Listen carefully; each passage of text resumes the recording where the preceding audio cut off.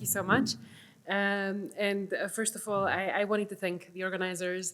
It is such an immense honor being here, and it was really great listening to all of the presentations in the morning, and it kind of gave me more of a conviction that we really need to talk about this area of law.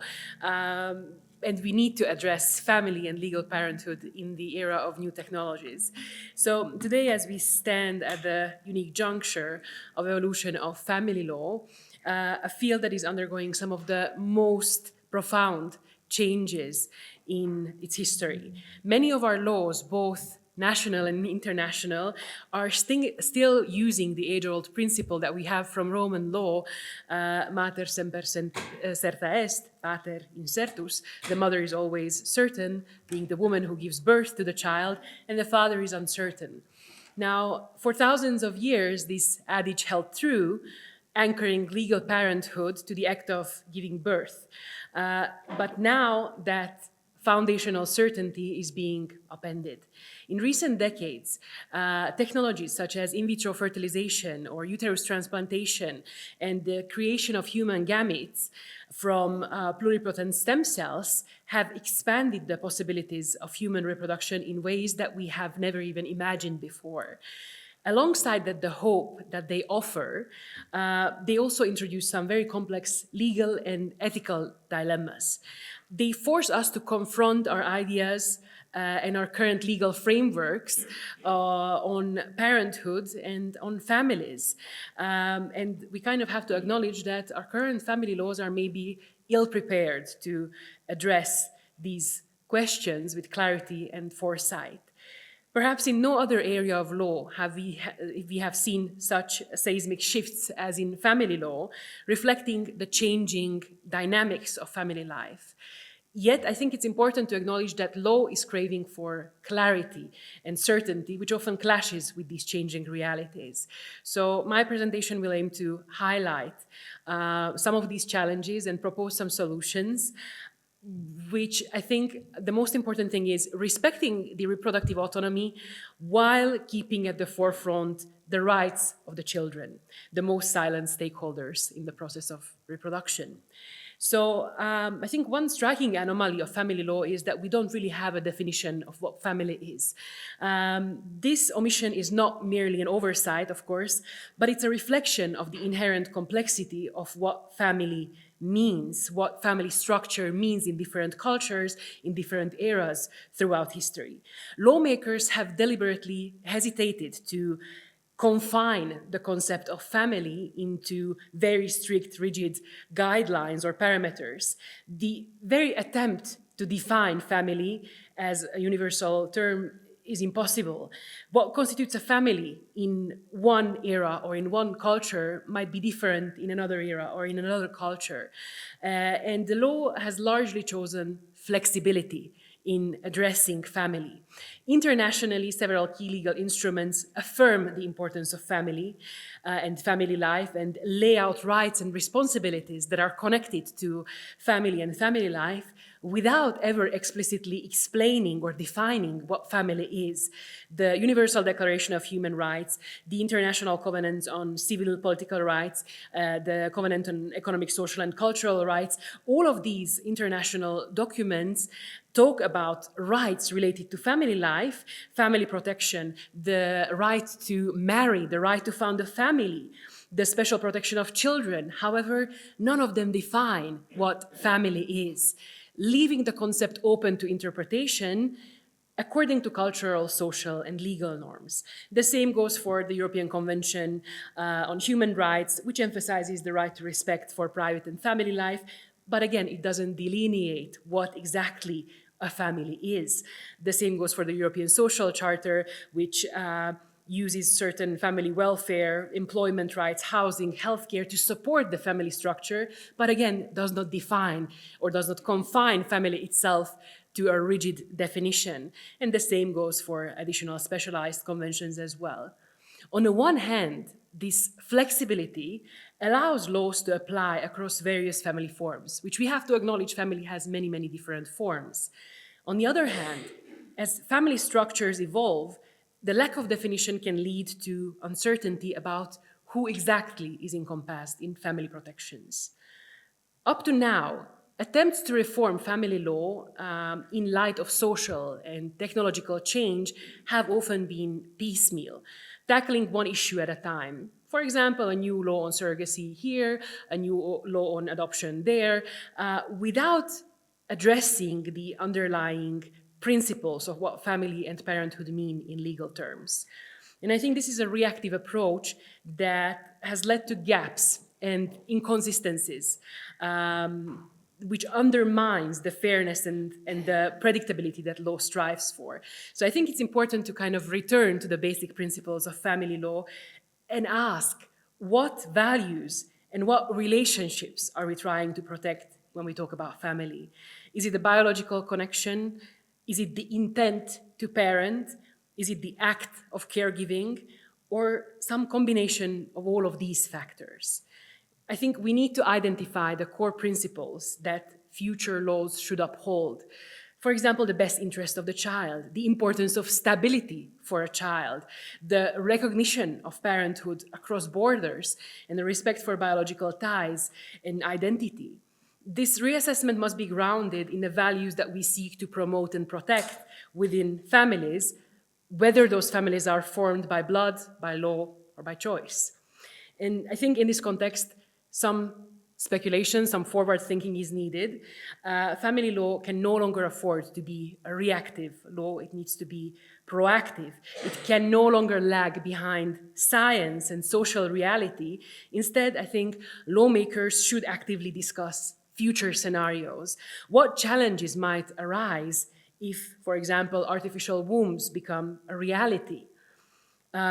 What if genetic engineering allows a child to have 3 genetic contributors instead of just 2? By envisioning possibilities that maybe are unusual today or even impossible today, but could become commonplace tomorrow, we can craft legal definitions and protections that are proactive rather than reactive. And I think we need to build a foundation now that is solid enough to support the families of today and flexible enough to accommodate the families of tomorrow.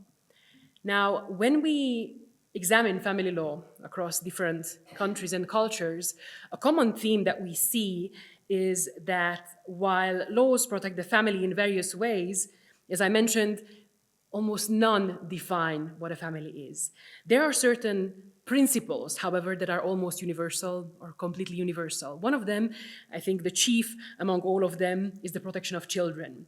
In fact, research shows that nearly all countries' family laws contain children's rights protections, approximately 98%. There are very few exceptions of family laws that contain no child right protections, which means that we have an overwhelming consensus, even if we cannot agree on what marriage is, what a family is, but we agree on the fact that children within a family structure are vulnerable and need special protections. So I think this shows that family law has a uniquely child-centric focus. Reproduction has always been a central element of family legislation. The ability, or rather the potential, to have and raise children has traditionally been intertwined with the legal understanding of what family is. Of course, a married couple, for example, without children still constitutes a family, that is clear. However, if we look at family laws, much of family laws that we know and understand today, laws related to divorce, to marriage, to inheritance, have been built around the assumption of the next generation, the assumption of procreation, the possibility of having children. So until very recently, the formula has been very simple, as you can see on the presentation. It was rooted in a simple biological model. One mother and one father, each defined by their biological role, conceiving and then birthing a child. Under this traditional paradigm, a child's legal mother was conclusively the woman who gave birth to the child, again, mater semper certa est. And the child's legal father was typically presumed to be the mother's husband or the man who was proven to biologically have fathered the child. pater incertus, meaning there's uncertainty around the person of the father. Now, the framework was very straightforward and simple in a world where conception could only occur through sexual reproduction between a man and a woman, and when pregnancy or gestation occurred in the womb of the mother. But this traditional formula, the traditional pathway to pregnancy and to having a child has changed. A sperm from a male and an egg from a female resulting in an embryo, and then that embryo throughout the pregnancy and giving birth will result in a child. It's a very easy formula, and it provided the law with a very neat and clean template for handling parentage. But modern reproductive technologies disrupt this formula because these technologies decouple the elements of conception and gestation.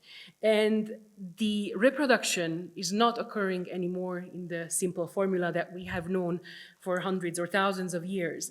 It is now possible to have one woman contribute an egg, another woman carry a child, and then a third woman who will raise the child. So potentially 3 different women who could technically be the mother of the child, but our laws only allow one woman to be the child's mother, of course. So I think this straightforward equation of reproduction law that we have historically relied on is kind of being upended. We are already seeing real-life dilemmas, children who are born via cross-border surrogacy, who end up stateless or parentless because in one country they are recognized and in the other country they are not, because different jurisdictions cannot agree on who their parents are or what nationality should these children have. So I think we kind of need to rethink our family laws and the basic principles around family law. And I think the goal is clear. The goal must be that all children and all families receive protection and recognition under the law, regardless of how they came into existence. Now, to achieve this, I think we need to have some careful guidelines. And again, I will kind of turn to this equation here and talk about the 2 components. The first component, sperm from a male, egg from a female, resulting in an embryo, which is the conception, and the second component, which is the embryo during the birth and during the pregnancy and the birth, resulting in a child, which is the gestation. So conception and gestation equating a child. So let's look at these 2 essential elements. When we look at conception, the creation of an embryo, which traditionally required an egg from a woman and a sperm from a man, this biological axiom underlines our entire understanding of parentage, legal parentage. For centuries, if these 2 ingredients were not provided, conception simply didn't happen. Our laws therefore implicitly assume that every child has at least a mother, a biological mother, at least at the time of the conception, right? And then the biological father, who was a sperm provider. But scientific advancements in the recent years have changed this in astonishing ways. For instance, in 2012, a research team in Japan led by Professor Hayashi demonstrated the possibility of generating viable egg cells from stem cells, from pluripotent stem cells. This process is known as in vitro gametogenesis, and it means that scientists can coax stem cells into becoming an egg or a sperm cell. And then further pushing these boundaries in 2016 is Hikabe and others who succeeded in reprogramming the adult skin cells of a mouse and fertilized those skin cells, which resulted in productive, live, healthy mice pups.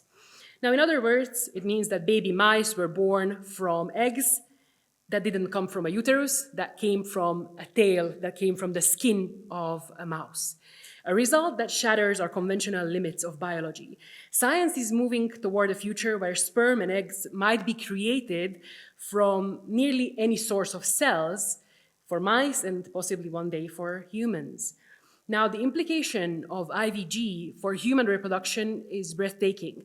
If eggs and sperm can be derived from sources other than ovaries and testes, the definition of who can be a biological mother and father broadens drastically. For example, a woman who lacks functional ovaries might still become a mother because her skin cells can be used to create those eggs. Or a man, in theory, might have a cell taken from his skin and turned it into not just a sperm, but also even an egg, right? So even a single individual, according to scientists, could potentially contribute both an egg and a sperm derived from their cells, creating an embryo in what scientists call as uniparental reproduction, which is different from cloning, but you still only have one genetic parent who contributes both the egg and the sperm.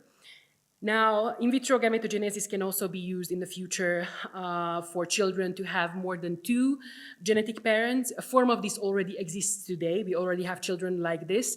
It is called mitochondrial replacement therapy, which is a three-parent IVF. In this case, we have genetic material from three parents, but the third one contributes only a fractional DNA, generally to kind of exclude some sort of illness.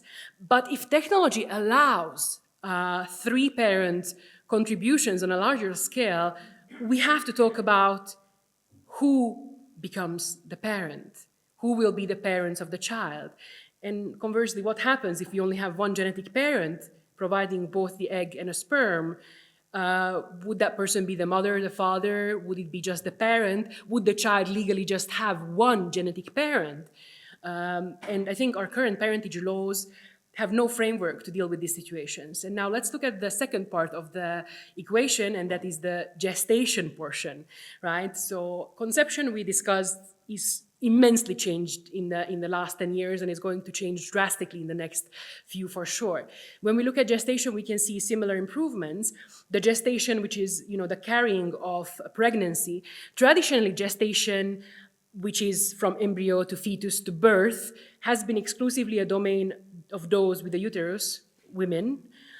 This biological fact inform not only medical practice, but also legal norms, i.e. in most countries still, the woman who gives birth to the child is the child's mother, right? Almost without exception. For all of human history, if you wanted to know who the child's mother was, you had to look into the delivery room, and there was your answer. However, now we stand at the brink of revolutionary changes in the realm of gestation as well. One groundbreaking development that is happening is uterus transplantation, and this is already happening as we know it today.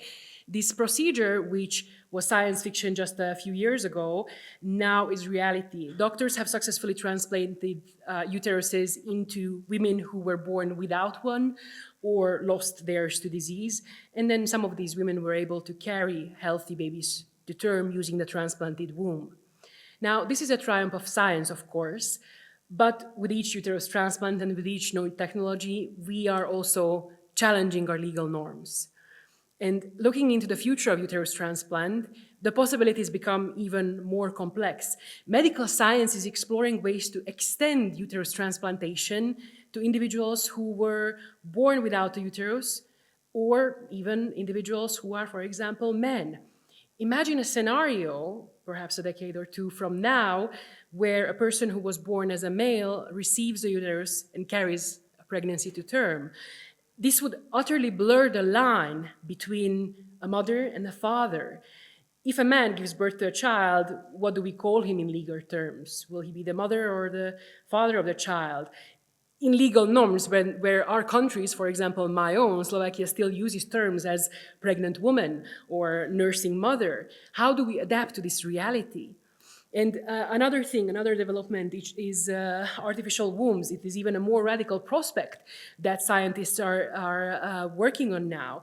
Artificial womb or ectogenesis essentially is a development of a fetus in an environment outside of the human body.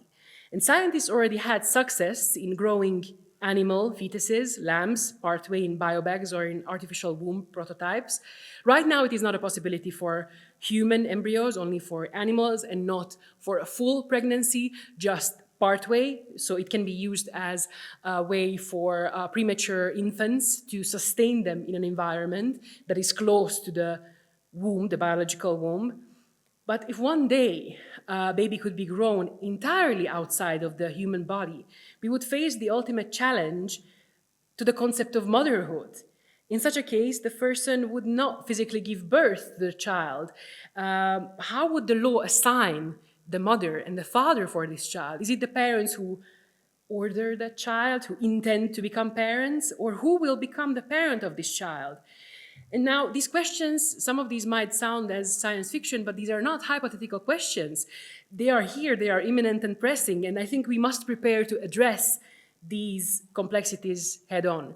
I think our laws need to be rethought so that they can accommodate these realities before they become common and not years after the fact.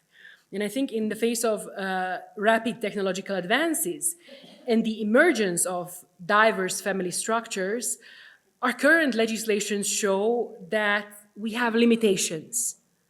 Each new technology or each unconventional family arrangement that arises needs to be addressed complexly and not by a quick fix, isolated legal reform. If we just tweak one law, if we just update our IVF laws, or if we just accept a new law on surrogate motherhood, but we don't really think about the big picture of what we are protecting, what parenthood really is, then I think we are not approaching the situation with the seriousness that it needs. Over time, these legal reforms that are very much piecemeal have led to fragmented patchwork that lacks a unifying vision.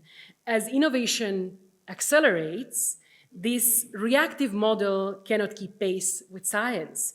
The law risks falling behind reality, with judges left to fill the gaps case by case, often inconsistently.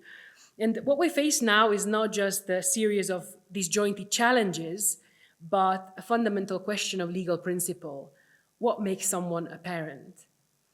It is a deceptively simple question with no answer in today's context. Is parenthood defined by genetics, by giving birth, or by intention, or by upbringing and care, or by some combination of these factors? If all of these aspects, genetic, gestational, and social, reside in different people, which one of them should have precedence? Which one of them should the law prioritize, and why? And I think we need to confront these questions directly and honestly. And what is clear at this moment is that we need more than just patching the existing legal framework. We cannot keep reacting with ad hoc solutions. We need to comprehensively revisit the foundational principles of family law and of parenthood attribution. And I think it's time to articulate our legal philosophy of parenthood for the 21st century. I think we need to embrace this challenge with seriousness and sensitivity, because the issues that they touch upon are deeply personal values about family, about identity, the relationship between parents and children, and they affect the lives of children who are entitled to grow up with secure attachments and clear legal bonds. Any new paradigm that we bring must ensure that the best interests of the child remain the paramount consideration. Children's welfare and rights to care, to identity, to stability should form the North Star as we navigate by the new constellations of reproductive possibilities. Ultimately, the law's goal should be to respond to the needs of the today while being prepared for the uncertainties of tomorrow. We have a duty to ensure that our laws do not lag hopelessly behind, because when they do, it is human beings, newborns, young children, and parents who fall through the cracks. So I think we have only scratched the surface of what reproductive technologies will mean for the future of law.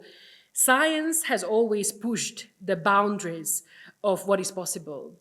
But in the realm of human reproduction, I think we have to stop and ask the fundamental question: just because we can do something, does that mean we should?